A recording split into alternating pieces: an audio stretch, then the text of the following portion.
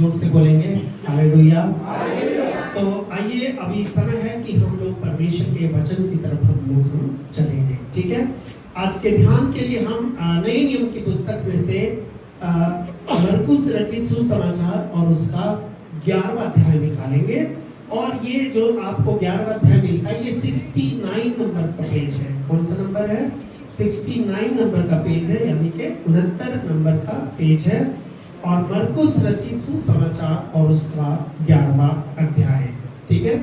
तो इस अध्याय के ऊपर थोड़े समय के लिए हम लोग मनन करेंगे और देखेंगे परमेश्वर जो है आज अपने इस वचन के द्वारा हमसे क्या बोलता है, क्या बात करता है, और किस प्रकार का जो परमेश्वर का जो ये वचन आज हमें कुछ बातों को सिखा रहा है या समझाता है।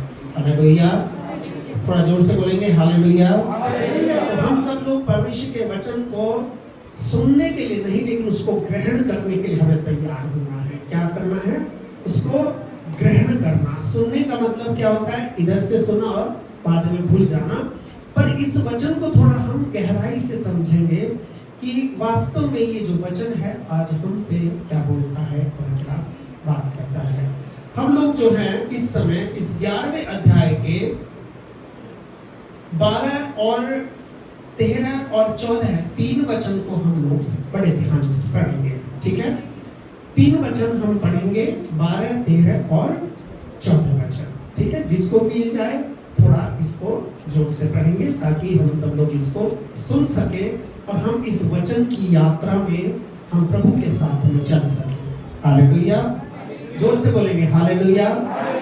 ठीक है, पढ़ेंगे जी। दूसरे दिन जब वे बैतनिय्याह से निकले, हाँ, तो उसको भूख लगी। हाँ, वह दूर से अंजीर का एक हरा पेड़ देखकर निकट गया, हाँ, कि क्या जाने उसमें कुछ पाए। हाँ, पर पत्तों को छोड़ कुछ न पाया, हाँ, क्योंकि फल का समय न था। क्योंकि फल का समय नहीं था। आगे। इस पर उसने उससे कहा, हाँ, अब से कोई तेरा फल कभी न खाए। हाँ, और उसके चेले सुन रहे थे। अब से तेरा फल कभी कोई ना खाए और उसके चेले सुन रहे थे। तो यहाँ पर एक विषय के ऊपर बात हो रही है और ये विषय क्या है? अंजीर का पेड़। सब मिलकर बोलेंगे अंजीर का पेड़। तो दुनिया में बहुत सारे पेड़ आपने देखे होंगे। ये अंजीर का पेड़ एक बहुत ही महत्व रखता है बाइबल के अंदर, क्योंकि बाइबल जब किसी चीज का उदाहरण देती है तो वो संसार में यूनिक चीज होती है, यानी कि उसके समान कोई दूसरा चीज नहीं होता।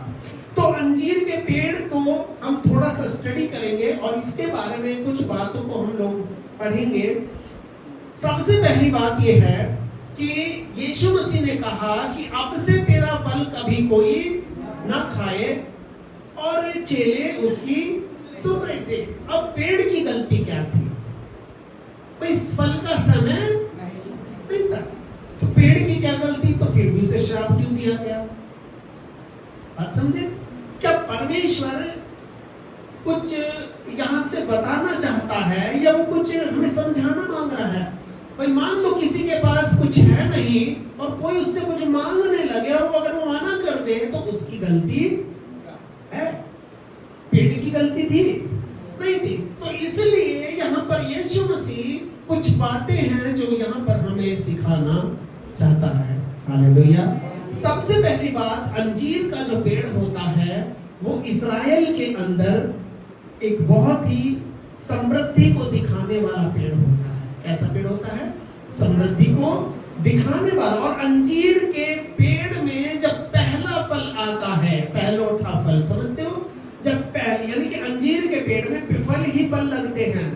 पहली बार लगे, उतर गए, फिर दूसरी बार उसी ऋतु में लगे, फिर उतर गए, फिर 3 बार इसमें क्या लगते हैं? फल लगते हैं। तो इस पेड़ का जो पहला फल होता है जिसको पहलोठा फल बोलते हैं, और वो कौन है? यीशु मसीह। हालेलुया। पहलोठा का मतलब क्या है? सबसे जो पहला फल होता है उसको बताते हैं वो इतना टेस्टी होता है, इतना बढ़िया होता है कि बहुत ही अच्छा लगता है। आपने देखा होगा कि जब शुरू में कोई सब्जियों की फसल आती है जैसे गोभी की फसल आती है कितनी टेस्टी लगती है, और थोड़े दिन के बाद जिस समय वो टेस्टी होती है उस समय उसकी कीमत बहुत ज्यादा होती है। जिस समय वो टेस्टी होती है वो उस समय उसकी कीमत क्या होती है, बहुत ज्यादा होती है। कोई 80 रुपए किलो, कोई 100 रुपए किलो, ऐसी गोभी बिकी थी। लेकिन जब धीरे धीरे धीरे धीरे उसका टेस्ट हल्का होता रहता है और मौसम उसका खत्म होता रहता है तो वो सस्ती होती चली जाती है। बिल्कुल इसी तरह से ये अंजीर का फल होता था कि अंजीर का जो पेड़ होता था, बाइबल में इसको सबसे पहली जगह एक जगह इस्तेमाल किया गया था कि जब आदम ने परमेश्वर की आज्ञा को तोड़ दिया था तो उसने अंजीर के पत्ते से अपने कपड़े बनाए थे। ठीक है, तो अंजीर के जो पत्ते होते हैं ये इस बात को दर्शाते हैं कि हम कुछ छिपा रहे हैं।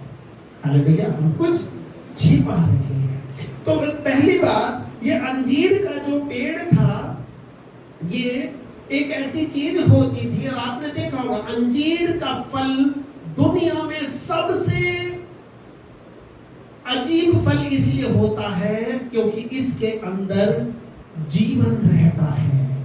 कभी अंजीर को फोड़ा आपने ऐसे, उसके अंदर से क्या उड़ते हैं देखे तुमने? बहुत बारीक बारीक क्या होते हैं, हम कुछ लोग कीड़े बोल देते हैं, कुछ लोग उसको अंजीर तो नहीं देखे हैं। हाँ गाँव में गुलर का पेड़ हाँ उसमें होते हैं। गुलर की भी जाति अंजीर की ही जाती है।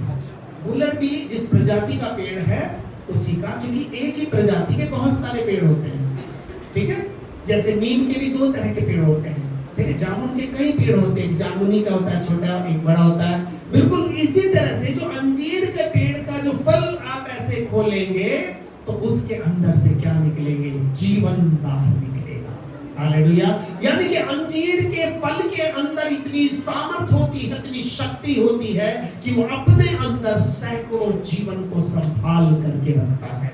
हालेलुया, उसके द्वारा वो बंद अंजीर के अंदर इतने सारे क्या होते हैं, छोटे छोटे छोटे छोटे से क्या होते हैं, जब आप अंजीर को खोलते हो एकदम से उड़ जाते हैं। वो कहां चले जाते हैं किसी को पता? ठीक है, तो यहाँ पर परमेश्वर का जो वचन है वो हमें बताता है अंजीर के फल के अंदर सबसे ज्यादा बीज होते हैं। सबसे ज्यादा बीज होते हैं अंजीर के फल के अंदर, सबसे ज्यादा उसकी हर एक शाख के ऊपर एक बीज होता है। यानी कि एक अंजीर का फल हजारों या सैकड़ों जो पेड़ों को जन्म देने की क्षमता रखता है। ठीक है, तो अंजीर का जो पेड़ है वो बाइबल के अंदर एक बहुत ही महत्वपूर्ण पेड़ है। और ये अंजीर का जो पेड़ है ये किस बात को दिखाता है? बाइबल हमें ऐसा बताती है, ये जो अंजीर का जो पेड़ है कई बार इसको मनुष्य के लिए भी क्या किया है, संबोधित किया है। ठीक है, कई बार इसको किसके लिए, मनुष्य के लिए भी संबोधित किया है। और इस्राएल के अंदर सभी, जैसे हम कई बार अगर आपके पास बहुत सारी जमीन है, बहुत बड़ा घर है, तो आप अपने घर में अगर कोई पेड़ लगाना चाहोगे तो कौन सा लगाओगे? कुछ लोग आम का पेड़ पसंद करते हैं, आम का लगाते हैं। कुछ लोग नीम का पसंद करते हैं, वो नीम का पेड़ लगाते हैं। कुछ लोग अमरूद का पेड़ पसंद, क्यों लगाते हैं? क्योंकि उसकी छाया में वो बैठना चाहते हैं। इस्राएल के अंदर एक नियम होता था, जितने भी अच्छे परिवार होते थे वो अपने घरों में क्या लगाते थे, अंजीर का पेड़ लगाते थे। और अंजीर का एक यूहन्ना रचित सुसमाचार उसका पहला अध्याय और उसका 48 वचन को पढ़ेंगे, जिसको भी मिल जाए। तो यहाँ पर एक व्यक्ति था जो बैठा हुआ था। ठीक है, जो व्यक्ति बैठा हुआ था, अब ये व्यक्ति कौन बैठा हुआ था, थोड़ा सा पढ़ेंगे। ने उससे कहा, हाँ, तुम मुझे कैसे जानता है? हाँ, नतनएल ने किससे कहा? यीशु से कहा।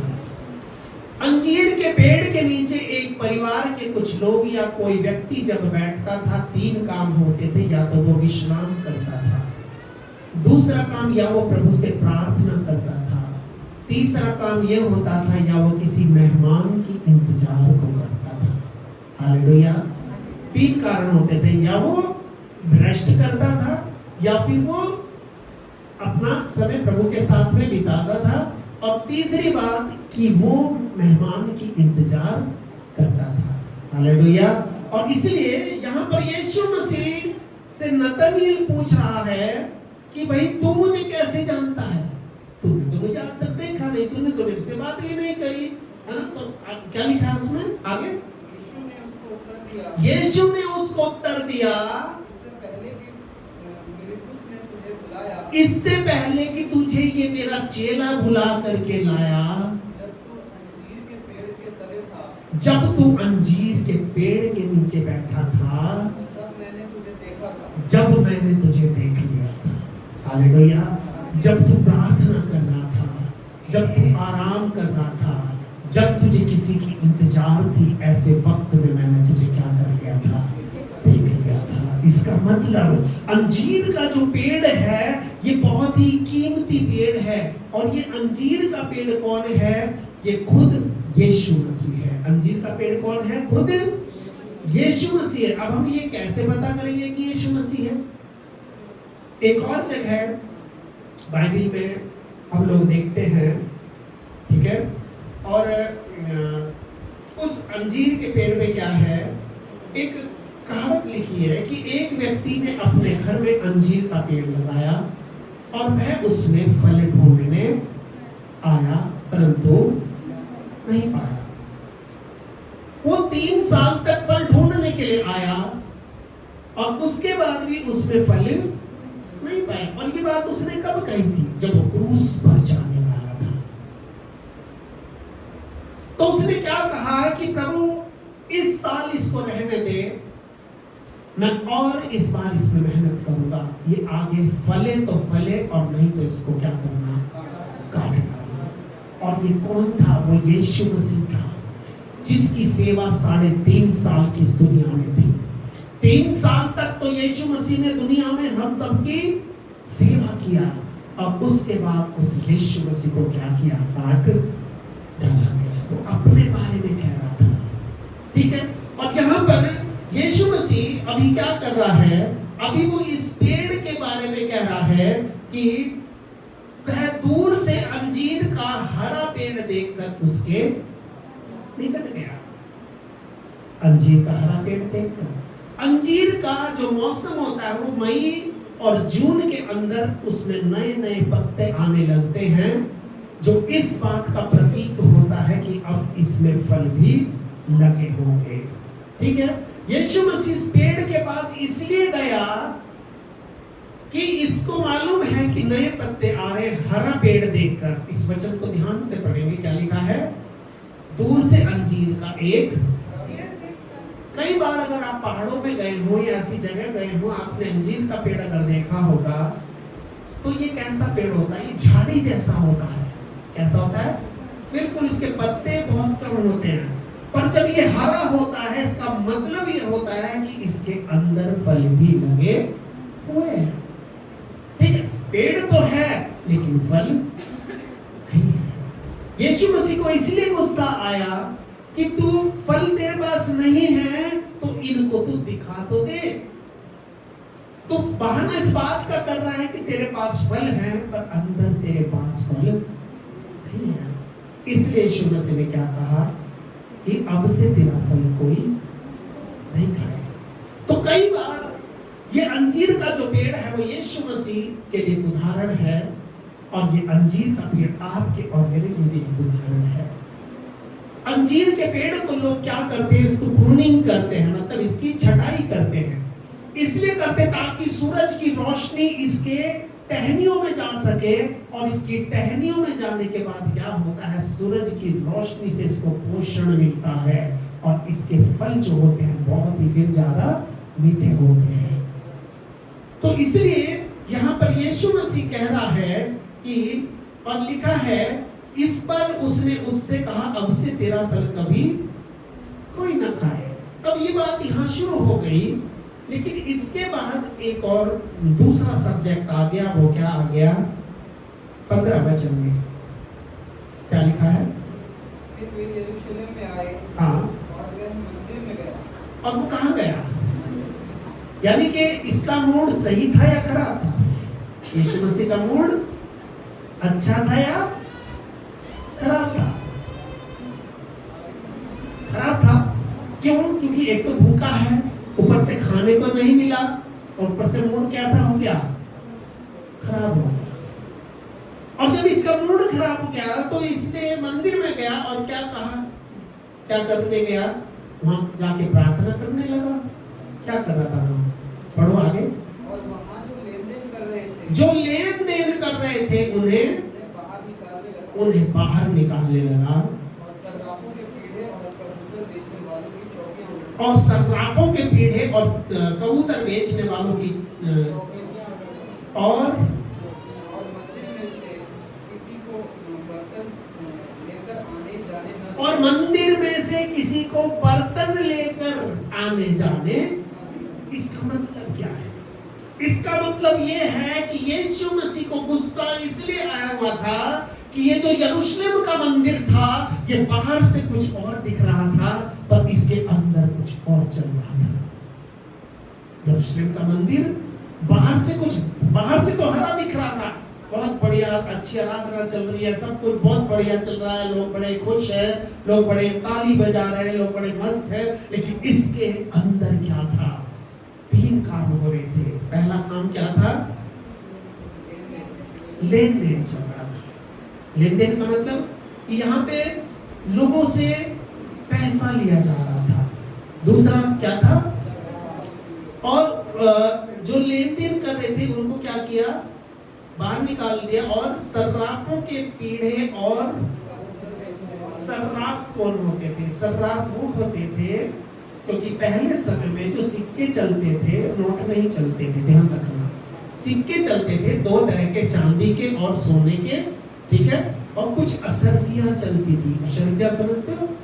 उर्दू में अशर्फियां बोलते हैं।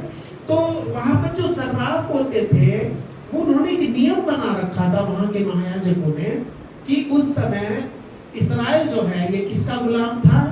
रोम का गुलाम था। जैसे भारत एक समय अंग्रेजों का गुलाम था। तो इस देश के अंदर 2 तरह के सिक्के चलते थे।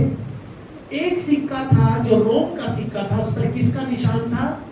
केसर का निशान। जो उनका गवर्नर था उसका निशान था। उस केसर के पीछे शैतान का सींग का निशान था, जिसको वो अपने मंदिर में चढ़ाना अच्छा नहीं मानते थे, इसलिए वो अपने ही सिक्के को इस्तेमाल करते थे। और उस सिक्के को बदलने के लिए ये सर्राफ लोग क्या है, पीढ़े बिछा करके बैठे। अगर आज से 20-30 साल पहले कभी आप हरिद्वार में गए हो तो वहां पर भी ऐसे लोग बैठे रहते थे, बड़े बड़े थाल बिछा करके।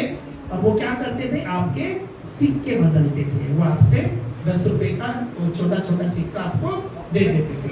10 रुपए आप उनको देते थे, आपको 8 रुपए या 7 रुपए के सिक्के देते थे, 2-4 रुपए अपना कमीशन रखते थे। इसका मतलब कि लोगों की मजबूरी का वहां पर क्या उठाया जा रहा था?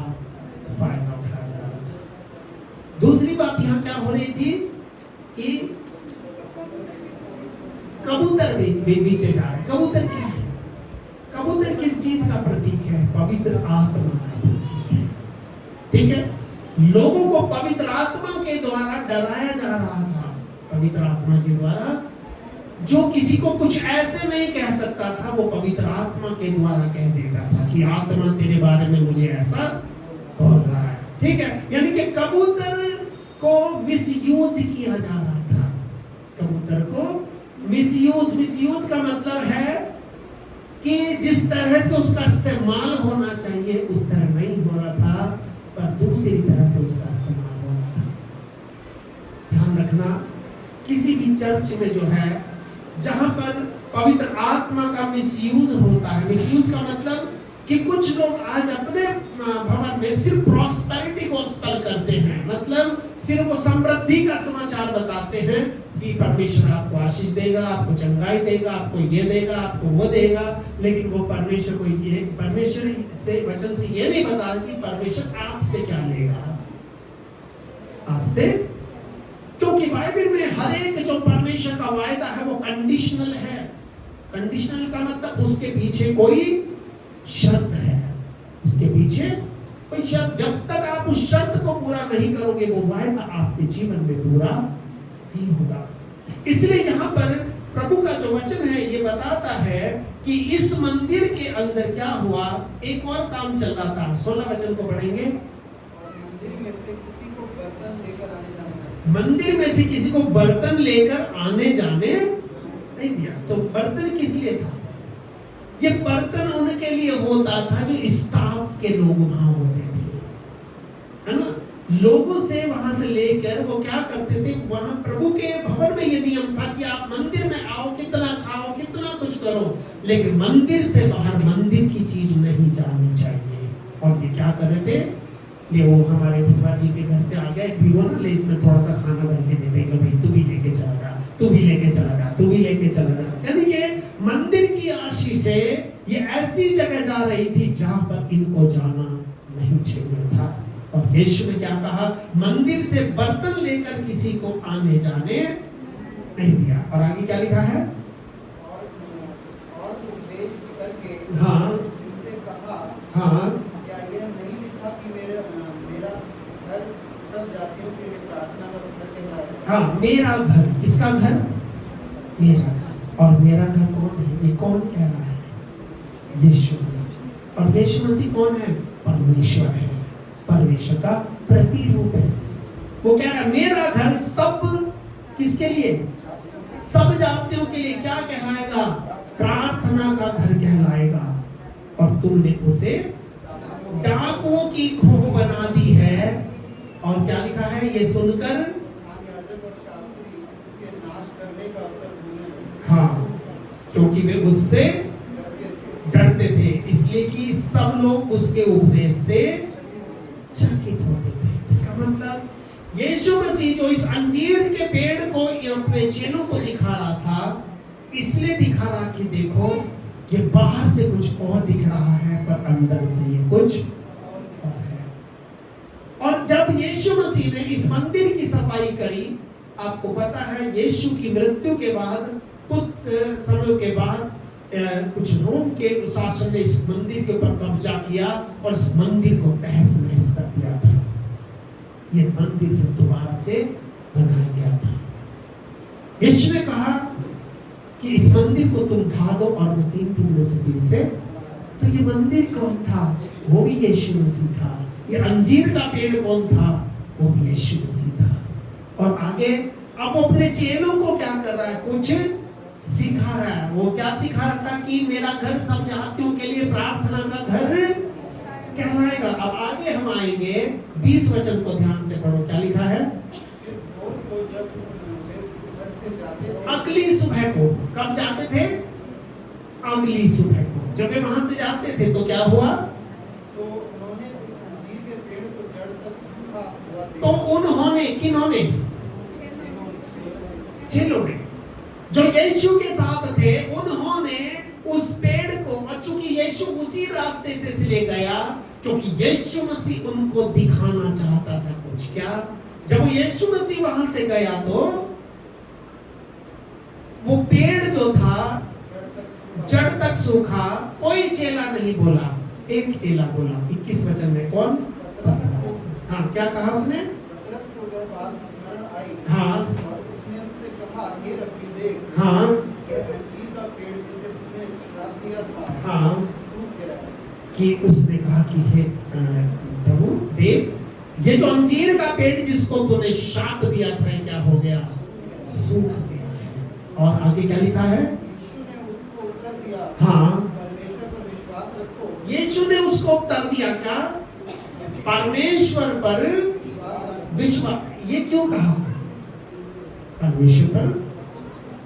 या यीशु मसीह ने ये क्यों नहीं कहा शुरू में कि प्रार्थना करो? सबसे पहले उसने ये कहा कि हर एक परिस्थिति में परमेश्वर पर क्या रखो? विश्वास रखो। लोग मंदिर में क्या कर रहे थे? कबूतर को बेच रहे थे, इसलिए ताकि उनके पास कुछ पैसा आ जाए। परमेश्वर ने इस्राएल को गरीब नहीं बनाया था, लेकिन लोगों के मनों में लालच भर गया था कि मेरे पास इससे भी ज्यादा होना चाहिए, मेरे पास इससे भी ज्यादा संपत्ति होनी चाहिए। लेकिन ध्यान रखना, यहाँ पर लोग उस संपत्ति को प्राप्त करने के लिए गलत तरीकों को इस्तेमाल करने लगे थे। इसलिए यीशु ने कहा कि परमेश्वर पर विश्वास रखो और आगे मैं तुमसे सच कहता हूँ हाँ कि जो कोई इस पहाड़ से कहे तू उखड़ जा हाँ। और समुद्र में जा पड़ हाँ। और अपने मन में संदेह न करे हाँ। वरन प्रतीति करे कि जो कहता हूँ वह हो जाएगा हाँ। उसके लिए वही होगा। उसके लिए वही होगा। इसका मतलब यीशु मसीह यहाँ पर इनको बता रहा था कि तुम जो मेरे साथ में चलते हो तुम साधारण लोग, बस तुम्हें क्या करना है, विश्वास करना है। अगर इस पहाड़ से भी कह दोगे कि उखड़ जा और समुद्र में जा पड़ तो वैसा ही हो जाएगा। इसका मतलब क्या है? इसका मतलब ये है यीशु मसीह यहाँ पर उनको प्रार्थना करने की ताकत, प्रार्थना करने का तरीका और प्रार्थना का महत्व बता रहा था कि मेरे भवन में भी प्रार्थना होनी चाहिए, मेरे लोगों को भी प्रार्थना का जीवन रखना चाहिए, मेरे लोगों को विश्वास का जीवन रखना चाहिए, क्योंकि जो हम कह देंगे वैसा ही हो जाएगा। हालेलुया। जो हम कह देंगे वैसा ही, क्योंकि उस समय वो पेड़ नहीं सूखा था जब उसे श्राप दिया गया था। कब सूखा? रात रात में वो पेड़ क्या हो गया? सूख। रात रात में वो पेड़ सूख गया। इसका मतलब कि जो यीशु कह देगा वैसा ही हो जाएगा। और हम लोग कौन है? हम भी यीशु मसीह के लोग हैं। आज यीशु मसीह शारीरिक रूप में हमारे बीच में नहीं है, पर हम आत्मिक रूप से आज यीशु मसीह के चेले हैं। और इसलिए वो ये आगे कह रहा है, क्या कह रहा है? इसलिए मैं तुमसे कहता हूँ कि जो कुछ का मतलब चाहे जो मर्जी मांग सकते हो, जो कुछ तुम प्रार्थना करके मांगो और हाँ, मतलब ये बात विश्वास कर लो कि प्रभु जो हमने मांगा है वो तूने हमें दे दिया है। आगे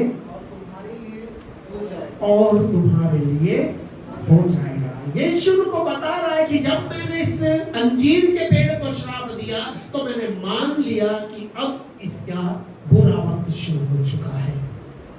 अब से इसके पेड़ को कोई फल नहीं खा सकेगा।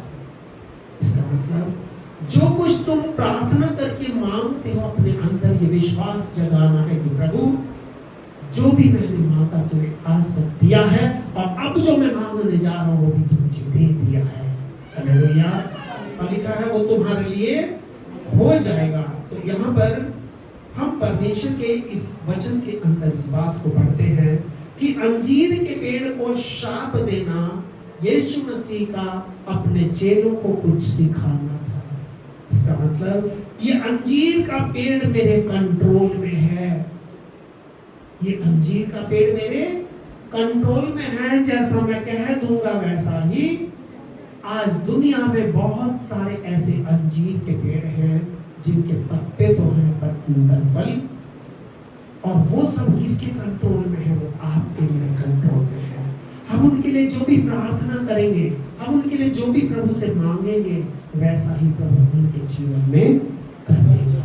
हालेलुया। और इसलिए तो प्रभु ने आपको और हमको चुना है, अपनाया है, अपने पास बुलाया है, ताकि हम अंजीर के पेड़ के समान एक आशीषित जीवन, जो अपने अंदर बहुत सारे जीवन को रखता है, जिसके बाद जिंदगियां होती हैं, जो मुर्दों को भी जिंदा कर सकता है, जो कुछ भी असंभव को संभव कर सकता है, वैसी ही ताकत वो परमेश्वर आज आपको मेरे जीवन के अंदर दे करके रखा है। हमें इस अंजीर के पेड़ को क्या करना है? तोड़ना है। हालेलुया। इसको खोल करके बाहर की तरफ रखना, इसमें से जीवन निकलेगा, और कुछ जीवन जो बाहर की तरफ निकलेगा और कुछ जीवन इसके अपने अंदर होगा, और इसके अंदर इतने बीज होंगे जितने बीज आज तक वैज्ञानिक बताते किसी फल के अंदर इतने बीज नहीं होते जितने अंजीर के अंदर होते हैं। छोटे बहुत सारे बीज होते हैं। इसलिए प्रभु का वचन आज हमें बताता है, इस दुनिया में जो है बहुत सारे घर, बहुत सारे लोग ऐसे हैं जो बाहर से हरे पत्ते जैसे दिखाई दे रहे हैं, पर अंदर उनके आशीषें नहीं है, अंदर उनके बरकतें नहीं है। आज प्रभु ने आपको और मुझको चुना है ताकि उन पेड़ों के लिए हम लोग प्रार्थना करें, उन पेड़ों में फल आ सके, और वो पेड़ जो है प्रभु की महिमा के लिए काम आ सके। और इसीलिए प्रभु ने आपको और मुझको चुना है ताकि अंजीर के पेड़ के समान हम समृद्ध हो सके, अंजीर के पेड़ के समान हमारा जीवन हो सके, कि हम दूसरों के लिए अपने आप को देने के लिए तैयार रहें, जैसे यीशु मसीह ने अपने आप को आपके अंदर दे दिया। उसने कहा था कि स्वामी 3 साल तक इसमें फल नहीं आया, और फल क्या था? फल तो यीशु की मौत थी क्रूस पर, वही उसका फल था, क्योंकि वो यीशु मसीह कौन था? पिता का पहलौठा। और हम सब लोग कौन है? पिता के पहलौठे लोग हैं, जिनको, और हम में से कई लोग ऐसे जो पहलौठी जनरेशन है, जिसको परमेश्वर ने चुना है, अपनाया है, ताकि आने वाली जो हमारी जनरेशन है, पीढ़ी है, वो आशीषित जीवन जी सके। आइए हम सब लोग अपने आंखों को बंद करेंगे और प्रार्थना करेंगे। हमारे पवित्र प्रेमी और पवित्र परमेश्वर प्रभु, हमने आज आपके वचन को देखा है पिता। हम सब लोग यहाँ पर अंजीर के पेड़ के समान हैं, जो भले ही आज बाहर से कैसा लगता हो, पर अंदर ही इसके जीवन भरा हुआ है। और एक जीवन नहीं है, अनगिनत जीवन है जो इसमें छिपे हुए हैं। आज हम अपनी जिंदगियों से दूसरों को जीवन दे सकते हैं, अपने समान बहुत सारे अंजीर के पेड़ों को पैदा कर सकते हैं, क्योंकि हमारे अंदर ये क्षमता तेरे द्वारा दी हुई है। पिता परमेश्वर, हम इस समय प्रार्थना करते हर एक भाई बहन बच्चे बुजुर्ग जो भी आज यहाँ पर तेरे चरणों में आए हैं प्रभु, हम ये दुआ करते हैं का जीवन तेरी आशीषों से भर जाए, तेरी बरकतें, तेरी आशीष और तेरी उपस्थिति हमेशा इनके साथ बनी रहे पिता। और जैसे तो पिछले दिनों उनके साथ खड़ा रहा है, हर एक दुख में, दर्द में, पीड़ा में, परेशानी में, कष्टों क्लेशों में तूने सहारा दिया है प्रभु, आने वाले दिनों में भी प्रभु आप इनके जीवन को आशीषित करें और भेजा अपनी बरकतों से भरे पिता। और जब वे वापस अपने घरों को जाते हैं, तेरी उपस्थिति चलकर इनके साथ इनके घरों में जाए, और जब इनके कदम इनके घरों में पड़ते हैं प्रभु, वहां पर तेरी बरकतें, तेरी आशीष रहने लगे। तो हर एक को आशीषित कर, और इनको ना सिर्फ अपने लिए पर औरों के लिए भी एक आशीष का जरिया बना प्रभु। इनकी जीवन परिवार की हर एक आवश्यकता को, हर एक जरूरतों को आप पूरा करें। हम सारा आदर और महिमा आपको देते हैं और सब कुछ तेरे हाथों में सौंप देते हैं। धन्यवाद देते पिता, क्योंकि आपने हमारी प्रार्थना को सुना है। और धन्यवाद के साथ एक प्रार्थना हम अपने उद्धारकर्ता, मुक्तिदाता प्रभु यीशु के पवित्र जीवित और सामर्थी नाम से मांगते हैं। इसे सुने और ग्रहण करें, और हम सब जो लोग प्रभु के हैं मिल करके कहेंगे आमीन। अब हमारे प्रभु यीशु मसीह का अनुग्रह, पिता परमेश्वर का प्रेम और पवित्र आत्मा की सहभागिता से लेकर हमेशा तक हम सब लोगों के साथ होते रहेंगे। आमीन।